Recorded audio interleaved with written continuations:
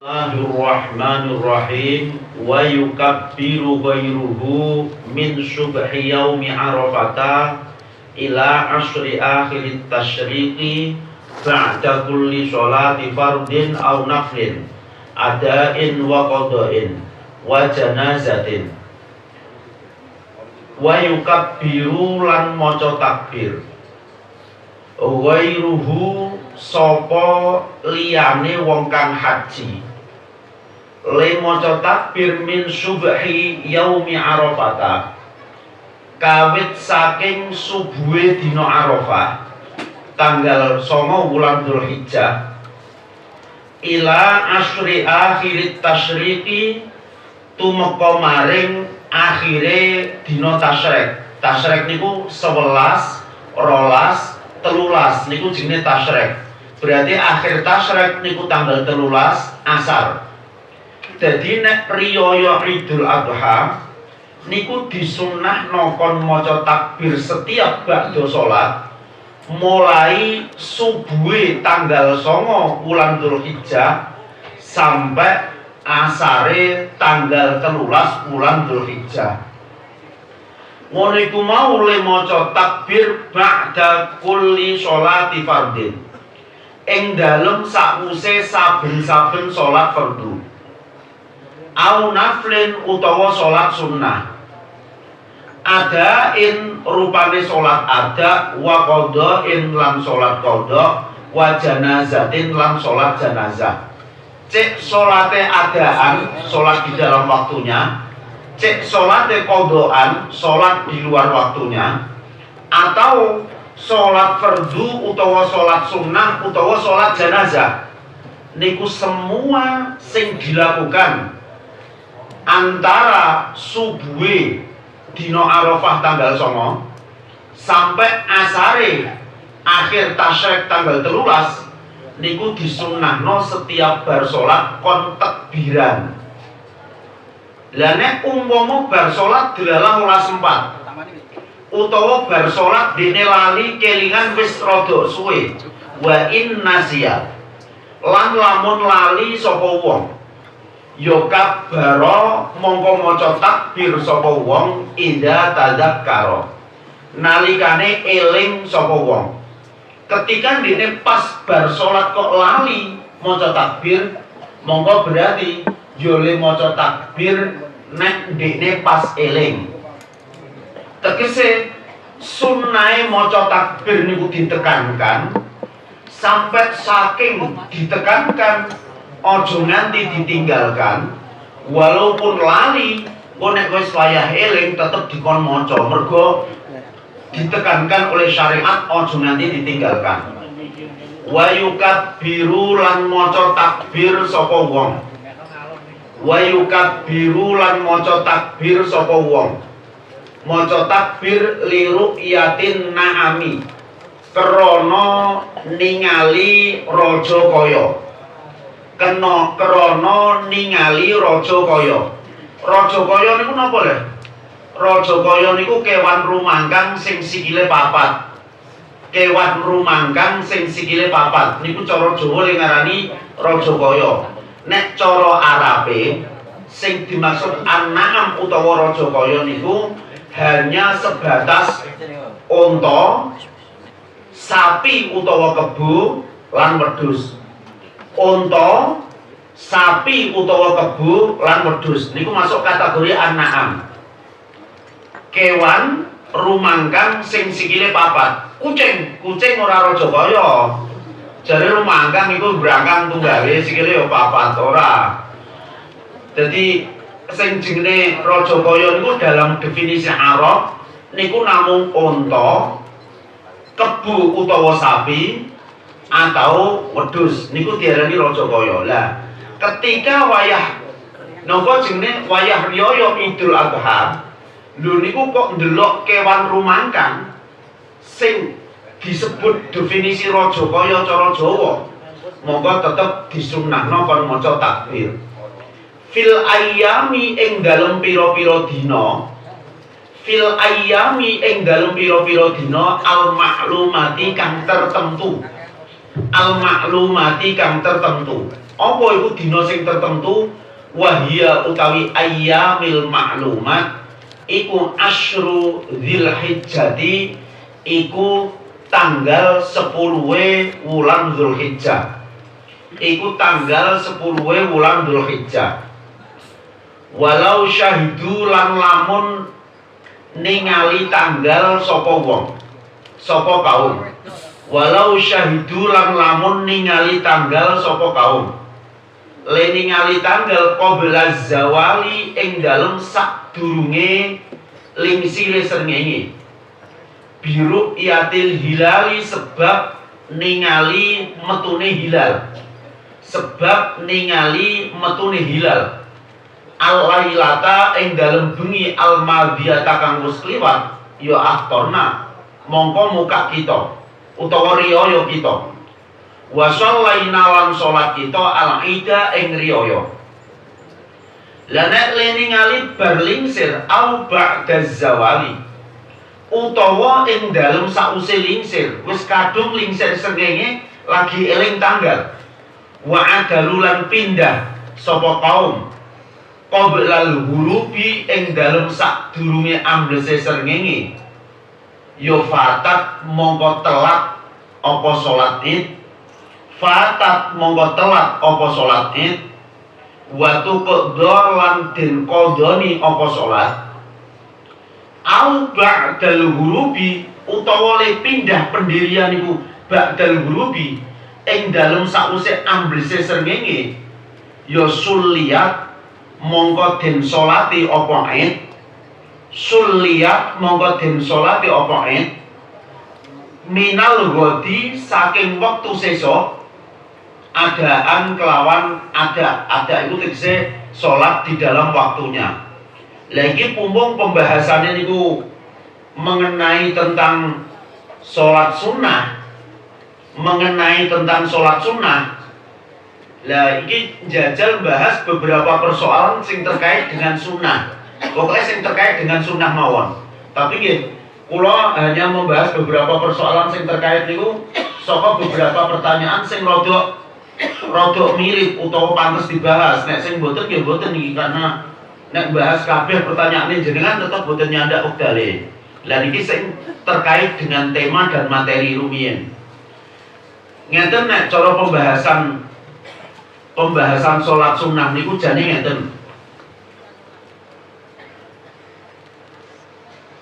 Salat riyaya niku kan beda kalih salat Jumatan. Nek Jumatan niku khutbah dhisik lagi salat Jumat. Lah nek riyaya niku salat dhisik lagi khutbah. Nek Jumatan niku khutbah dhisik lagi salat. Lah nek salat riyaya niku salat dhisik lagi khutbah. Pertanyaane ngene. Kok umpama khutbah dhisik diwalik, khutbahe didhisikno terus lagi sholat, ngono iku hukume piye umpama terjadi seperti itu? Nek khutbah dhisik lagi sholat, ngono iku hukume piye? Niki kula mboten roh lho niki tenan apa mboten nek cara sampean kan kok ngathek-athek ya iso niki ning mboten kok kula nuduh jenengan ngathek-athek.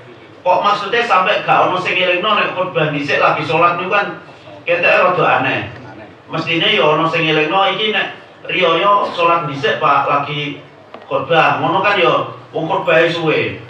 Lah ini pertanyaane pripun hukume nek ana sholat riyaya ning dilakukan dengan khutbah dulu baru sholat? Ngoten niku cara hukume tidak sah. Alias tidak sah niku sing dihukumi tidak sah niku khutbahe. Maksudnya pripun niku?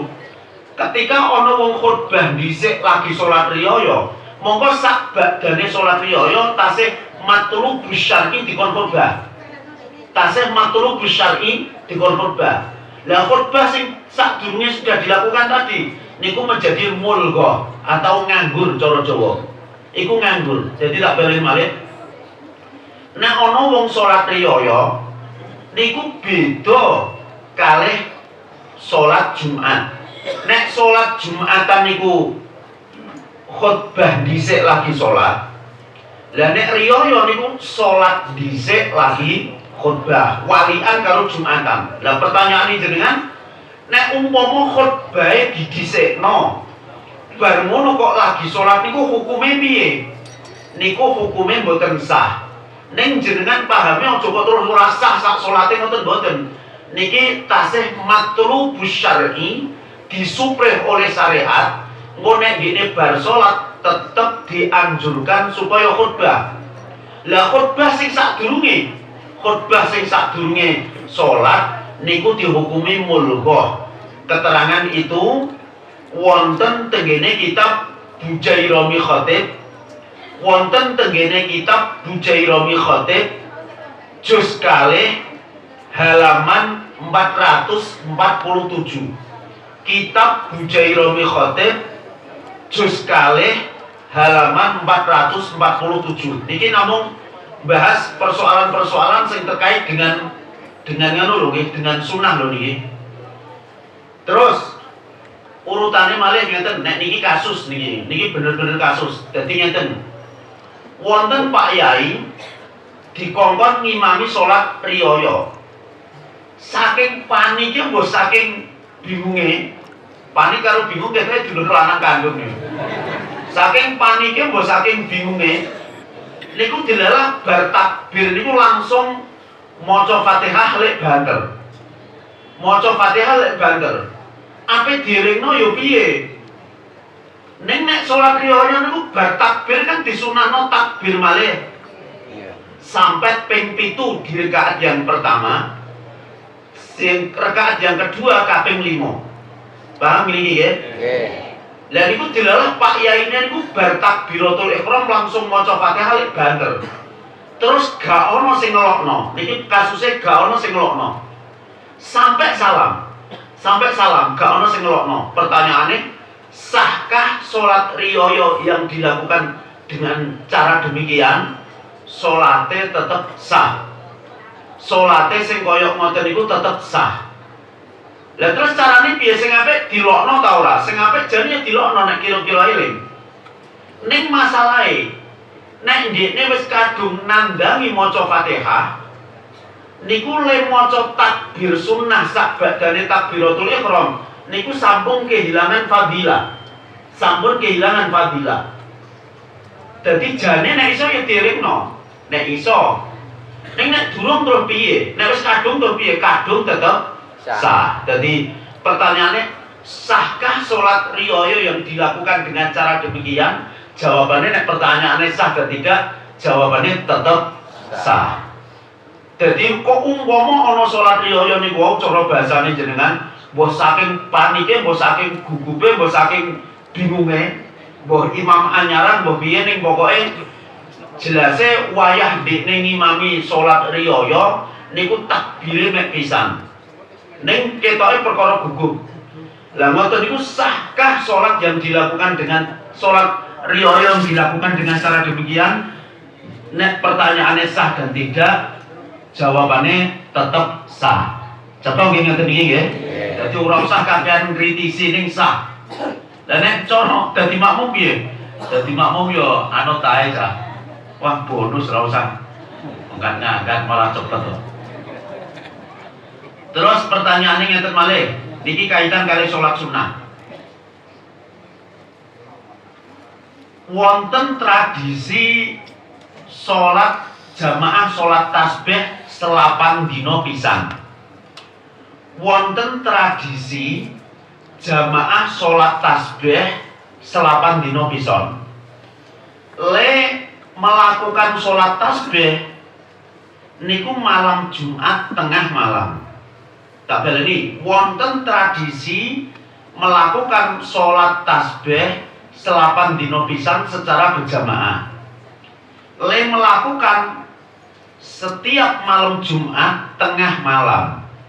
Lah mergo tengah malam niku campur ngantuk-ngantuk, karepem dhewe cek ngantuk cek turu, bos pokoknya campur ngantuk. Nggih. Terus pertanyaannya gini, sahkah sholat tasbih yang bacaan tasbihnya tidak dibaca genep? Genep itu maksudnya lawan lawane ganjil apa sesuai aturan? Bar Fatihah 10, bar maca Subhan Rabbiyal Azim ping 10 apa? Apa pripun Mas? Genep jelas hitungan maksudnya. Jelas hitungane nggih. Hitungane jangkep ngoten nggih. Aja genep jangkep. Jangkep. Sahkah sholat tasbih yang dilakukan hitungannya gak jangkep? Ngoten mawon pertanyaan ini, aja genep nggih. Sahkah sholat tasbih yang dilakukan hitungan tasbih gak jangkep?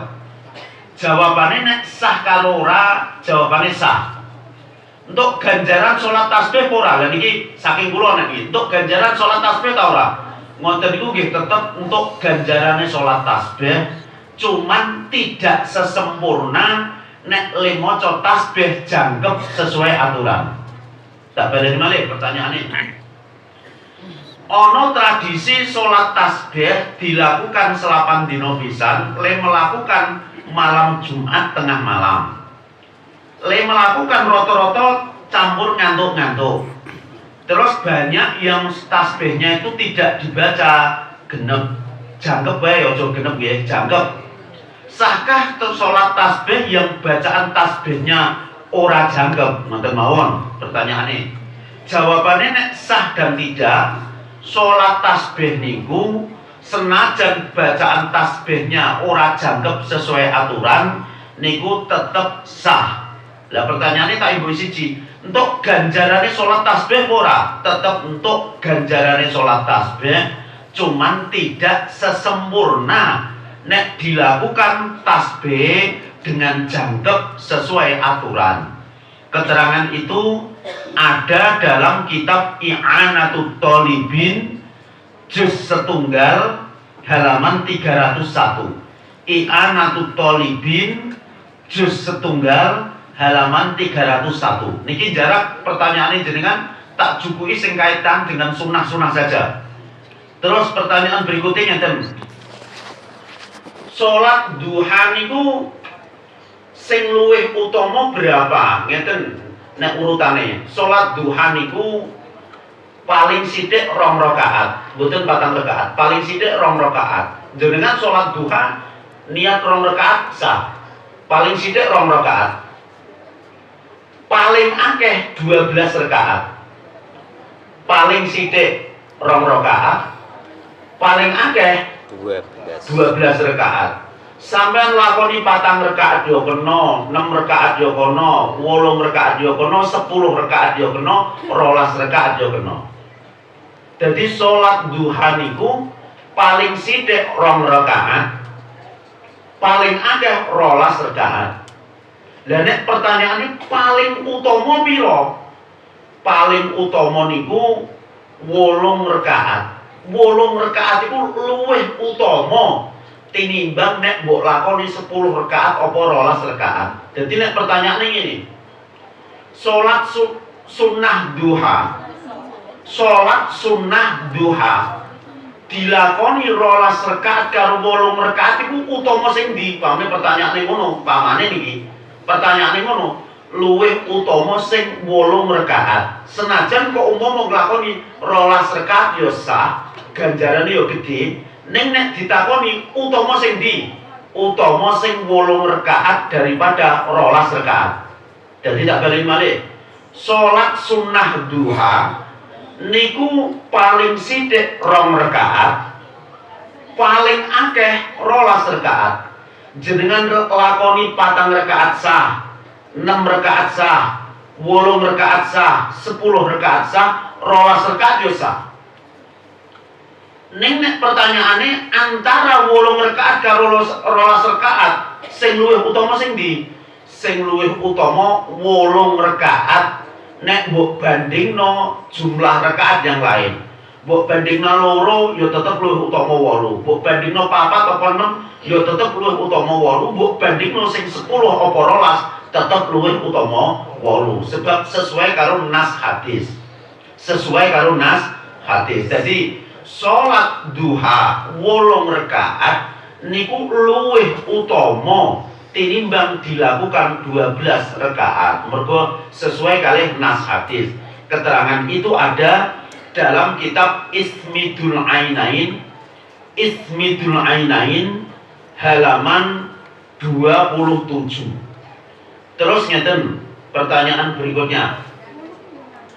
Apa betul sholat tahajud itu harus dilakukan setelah tidur? Apa betul sholat tahajud itu harus dilakukan setelah tidur malam? Jawabannya nggih, menurut madhab Hanafi, madhab Syafi'i, dan madhab Hambali. Kula wangsuli, apa betul sholat tahajud itu harus dilakukan setelah tidur malam? Pertanyaannya ngoten. Apa betul sholat tahajud itu harus dilakukan setelah tidur malam? Nek pertanyaannya apa anane ngoten niku, jawabannya nggih. Nek menurut madhab Hanafi, madhab Syafi'i, dan madhab Hambali. Adapun menurut madhab Maliki, sholat tahajud itu tidak harus dilakukan setelah tidur malam.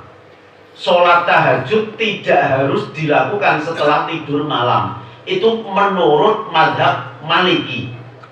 Nek menurut madhab Hanafi, madhab Syafi'i, dan madhab Hambali berkebalikan dari madhab Maliki, yaitu sholat tahajud hanya sah dilakukan setelah melakukan tidur malam. Nek pertanyaan ini, tahajud kalih qiyamul lail niku bedane napa? Lah nek ngoten nggih, malah karuan cetok. Ngeten lho. Seluruh ibadah yang dilakukan di malam hari niku jenenge qiyamul lail. Seluruh ibadah yang dilakukan di malam hari niku jenenge qiyamul lail. Jenengan salat ba'diyah isya, ngono ten yo qiyamul lail. Jenengan bar salat isya wiridan niku jenenge yo qiyamul lail. Jenengan maca Quran jam 8 bengi qiyamul lail. Jenengan ngaji ngeten iki kan pun kiwat isya niki. Lah ngeten iki jenengan ngajine niki jenenge qiyamul lail. Lah kok jam 3 jenengan maca Quran apa jenengan maca subhanallah, subhanallah, subhanallah niku jenenge yo qiyamul lail. Dadi qiyamul lail niku ibadah berupa apapun yang dilakukan di waktu malam niku jenenge qiyamul lail. Cek rupa salat, cek rupa wiridan, cek maca Quran. Cek rupa salat, cek rupa ngaji, cek rupa wiridan, cek maca Quran. Pokoknya yang dilakukan di malam hari niku jenenge qiyamul lail. Lah nek tahajud napa? Tahajud niku salat yang dilakukan di malam hari dan setelah tidur malam niku jenenge lagi tahajud. Dadi nek ba'diyah isya tahajud ta mboten? Mboten. Nek maca Quran jam 12 bengi tahajud ta mboten? Mboten. Karena napa? Nek maca Quran niku masuk qiyamul lail, nek tahajud itu hanya sebatas salat. Salat yang dilakukan di malam hari dan setelah tidur malam iku jenenge tahajud. Artinya terus sampeyan iso ngarani ngene, nek tahajud itu pasti qiyamul lail. Lah nek qiyamul lail berarti tidak mesti tahajud, sebab wiridan yo qiyamul lail, maca Quran yo qiyamul lail, ngaji yo qiyamul lail. Ngoten lho. Dadi ngaji di malam hari niku qiyamul lail, maca Quran di malam hari qiyamul lail, wiridan di malam hari qiyamul lail. Lah qiyamul lail niku seluruh ibadah berupa apapun, cek rupa salat, rupa ngaji, rupa wiridan, rupa maca Quran dilakukan di malam hari berarti qiyamul lail. Nek tahajud itu hanya salat yang dilakukan di malam hari dan setelah tidur malam niku jenenge tahajud. Berarti perbedaannya nek tahajud itu pasti nek tahajud itu pasti qiyamul lail, nek qiyamul lail mboten mesti tahajud. Ngoten. Dadi pertanyaannya ngeten. Benarkah, pertanyaannya dengan ini, benarkah tahajud itu harus dilakukan setelah tidur malam? Jawabannya, nek pertanyaannya apa anane? Nggih, menurut madhab Hanafi, Syafi'i, dan Hambali.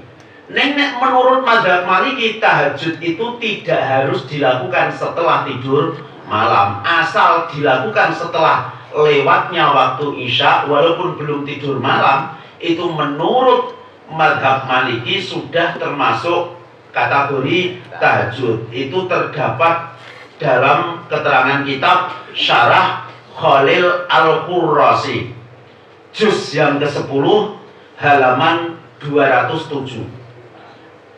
Terus pertanyaannya malih niki ngeten. Niki rada nyimpang sithik. Salat niku nek bangsa 4 rakaat kan kena dijamak sekaligus qashar. Salat niku nek bangsa 4 rakaat kan kena dijamak sekaligus qashar. Niku mboten bangsa 4 rakaat bloko.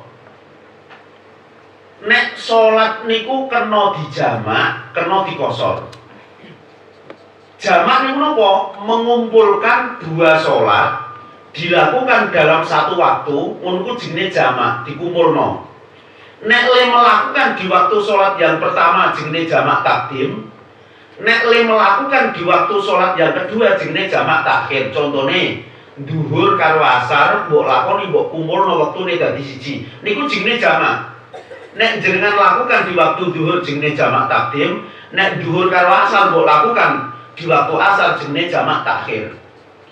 Lah salat iku ana sing ora jamak, jenenge qashar. Qashar iku artine ngringkes. Lah nek ngringkes salat niku sing kena dilakukan hanya salat sing bangsa 4 rakaat, yaiku duhur, ngasar, lan isya. Nek salat bangsa 3 rakaat atau 4 rakaat ra kena diringkes. Artine salat iku kena mbok jamak tanpa qashar, ya kena mbok qashar tanpa jamak, ya kena mbok jamak sekaligus qashar nek pancen sudah memenuhi syarat. Ning nek qashar itu hanya khusus kepada salat-salat sing bangsa 4 rakaat. Nek jamak niku ora kudu salat sing bangsa 4 rakaat. 3 rakaat ya kena. Nek sekedar jamak bloko ora dikosor. Lah pertanyaane jenengan ngeten. Nek ana wong lara, terus larane iku nek dienggo ngodak ngadeg salat iki ya rekoso. Bolehkah ben ora kakean ngodak ngadeg ora kakean gerak terus salate dijamak? Pertanyaane dijamak mboten dikosor nggih. Pertanyaane dijamak. Dhuwur karo asar dilakukan waktu dhuwur ben ora usah salat terus engko maghrib karo isya dilakukan waktu isya. Nek perkara lara apakah boleh menjamak salat? Jawabane ngeten nek cara teng kitab kula waca wau. Nek larane nek pancen larane iku wis sebanding kaya wong sing kena salat karo lungguh mergo ndekne rekoso ngadeg. Nek larane iku wis sebanding kena salat karo lungguh mergo gak iso ngadeg. Berarti lara sing koyo ngoten niku wis kena jamak salat. Tak baleni, nek larane iku sebanding koyo lara sing wis kena salat karo lungguh ora iso ngadeg. Mongko berarti salat sing koyo ngoten niku lara sing koyo ngoten niku mun kena jamak salat. Paham napa dereng niki? Niki masalah kaitan karo pertanyaan. Dadi ngeten. Wong sing lara apa kena jamak salat ben ora kakean salat bae? Jawab ben ora kakean gerak-gerak salat bae. Jawabane boleh nek pancen larane tersebut wis sebanding karo lara sing kena salat karo lungguh mergo gak iso ngadeg. Boleh sing koyo ngoten niku. Keterangan itu ada dalam kitab I'anatut Thalibin juz kalih halaman 119. Bahkan ngene. Niki mboten ngajani macam-macam. Niki maksudnya wong ngaji ku ben pinter. Wong nek ana kesibukan iku jamak salat iku kena. Kesibukan iku jamak salat kena. Ning mboten ngajari kurang ajar iki. Dengan syarat nek karena kesibukan iku tidak dilakukan terus-terusan. Dengan syarat nek le jamak itu karena kesibukan tidak dilakukan secara terus-terusan. Nek dilakukan secara terus-terusan, fasik. Nek dilakukan secara terus-terusan, hukumnya fasik. Jadi tak baleni. Bahkan ngene jamak salat ora perkara lara bloko. Wong karena ada kesibukan itu aslinya kena jamak salat dengan syarat tidak dilakukan secara terus-terusan. Nek terus-terusan fasik. Contohnya ngene. Sampean dadi nganten. sampean dadi nganten. Esok dirias. Lah kok wong dirias kan ditembeli sampean.